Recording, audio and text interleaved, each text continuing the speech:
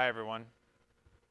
We're going to discuss properly doffing your PPE and how to sanitize your APR in between uses on EMS calls. A little background: when we initially gave out the advantaged APRs, we had the cartridges as single use designation.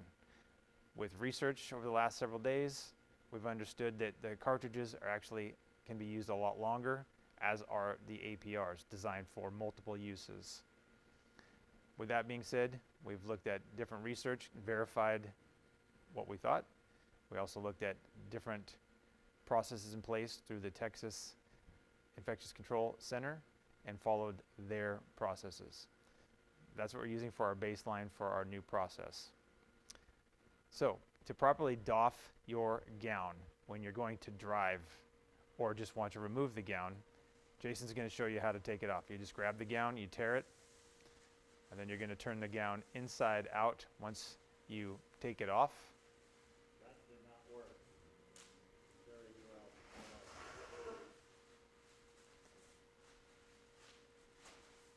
He's going to doff his gloves as well once he's done. And this is how he's going to drive. So if you're an RD, we want you just to stay like this, right?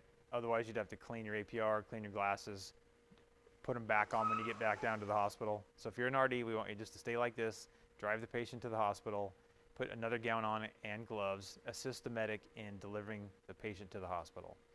Once you're done with the call, which Jonathan's going to show us, then you would take your gown off, dispose of your gown. He's going to get some sani wipes. You can use either the purple lid, the super sani wipes, or the orange lid, the sani wipes, to disinfect your APR, other surfaces, your safety glasses.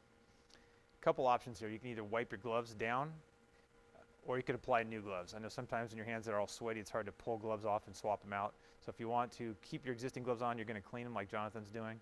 He's doing that so that when he takes his APR off, he's not having dirty hands to take his APR off. Again, the APRs that we've given everybody are the elastomeric APRs, and they're designed for multiple use. The cartridges are also designed for multiple use. The only times we need to dispose of the cartridges are when they're damaged or if there is body fluids on the cartridge themselves. So, blood, vomitus, spit, or you get them dirty. We're not going to clean the actual filter we're going to wipe the outside of the cartridge down, but not the paper filter. He's wiping all of the surfaces of the APR down, and he's going to pay a special attention to the elastic straps. That's the most difficult part of the APR to clean, so you want to be very thorough, making sure you clean those elastic straps, the head strap, the face mask.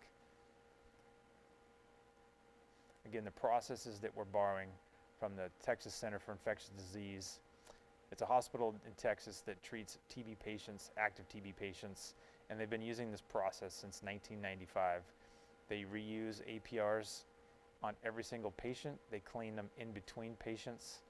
They've been doing this process since 1995 with no transmissions of TB. They reuse the cartridges on a 1-year schedule. So we're following their program since they've had success with it for 25 years. Now the APR is clean, the glasses were clean. All he needs to do is get rid of his gloves.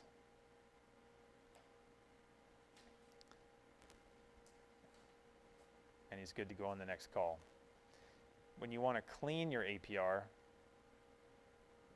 you would take the cartridges off, set them aside because you don't want to get the cartridges wet, and you would use the MSA mask cleaning solution, lukewarm water, and you can clean your mask and let it air dry. That doesn't need to be done unless your APR is dirty or if it's sweaty and you want to do it and clean it and let it air dry. I wouldn't do that until the end of shift when you can leave it when you're going to go home. Again, we're showing you how to disinfect the mask versus clean the mask. Thank you.